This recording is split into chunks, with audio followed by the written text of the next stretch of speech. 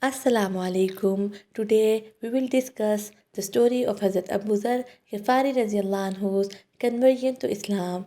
Hazrat Abu Zar Ghafari radiallahu anhu is very famous among the Sahaba for his piety and knowledge. Hazrat Ali radiallahu anhu used to say, Abu Zar is the custodian of such knowledge as other people are incapable of acquiring. When he first got news of the Prophet ﷺ's mission, he deputed his brother to go to Mecca and make investigations regarding the person who claimed to be the recipient of divine revelation. His brother returned after necessary inquiries and informed him that he found Muhammad to be a man of good habits and excellent conduct, and that his wonderful revelations were neither poetry nor soothsayings. This report did not satisfy him, and he decided to set out for Makkah and find out the facts for himself. On reaching Makkah, he went straight to the Haram. He did not know the Prophet ﷺ, and he did not consider it advisable under the circumstances prevailing at that time to inquire about him from anybody. When it became dark, Hazrat Ali Radiallahu anhu noticed him, and seeing in him a stranger, could not ignore him, as hospitality and care for the travelers, the poor and the strangers were the Sahaba's second nature.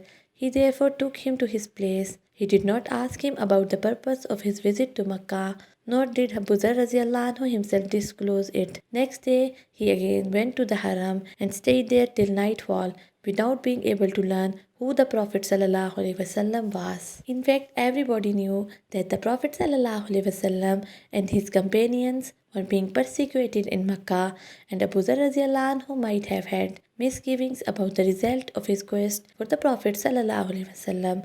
Hazrat Ali radiallahu anhu again took him home for the night, but again did not have any talk with him about the purpose of his visit to the city. On the third night, however, after Hazrat Ali radiallahu anhu had entertained him as on the two previous nights, he asked him, Brother, what brings you to this town? Before replying, Hazrat Abu Zar radiallahu anhu took an undertaking from Hazrat Ali radiallahu anhu that he would speak the truth, and then he inquired from him about Muhammad sallallahu alaihi wasallam. Hazrat Ali radiallahu anhu replied, He is verily the Prophet of Allah.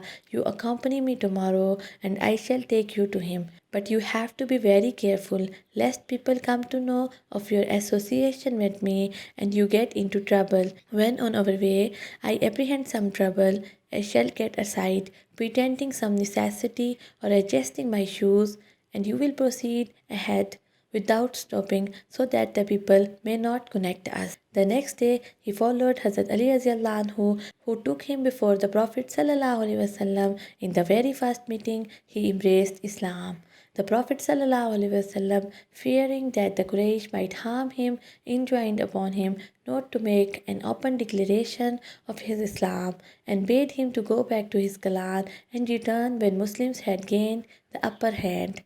Hazrat Abu Zar radiallahu anhu replied, O Prophet of Allah, by him who is the master of my soul, I must go and recite the kalima in the midst of these unbelievers. True to his word, and right in the midst of the crowd, and at the pitch of his voice, recited Shahada Wiz. I bear witness that there is no God except Allah, and I bear witness that Muhammad sallallahu alaihi wasallam is the Prophet of Allah. People fell upon him from all sides and would have beaten him to death if Abbas, the Prophet's uncle, who had not till then embraced Islam, had not shielded him and saved him from death. Abbas said to the mob, Do you know who he is? He belongs to the Ghifar clan who live on the way of our caravans to Syria. If he is killed, they will waylay us, and we shall not be able to trade with that country. The next day, Hazrat Abu Zar radiallahu anhu repeated his peerless confession of Iman and would have surely been beaten to death by the crowd had not Abbas radiallahu anhu intervened once again and saved him for the second time. The action of Hazrat Abu Zar radiallahu anhu was due to his extraordinary zeal for proclaiming kalima among the disbelievers, and the prohibition by the Prophet sallallahu alaihi wasallam was due to the soft corner in his heart for Abu Zar radiallahu anhu lest he be put to the hardships that might prove too much for him. There is not the least shadow of disobedience in this episode. Since the Prophet ﷺ himself was undergoing all sort of hardships in separating the message of Islam, Abu Dharr radiallahu anhu also thought it fit to follow his example rather than to avail of his permission to avoid danger. It was this spirit of Sahaba that took them to the heights of material and spiritual progress. When a person once recited the kalima and entered the fold of Islam, no power on earth could turn him back, and no oppression or tyranny could stop him from tabligh. May Allah help us and guide us so that we could follow the footsteps of the Sahaba and separate the Islam the way they did. Jazakallahu khairan. Assalamu alaikum.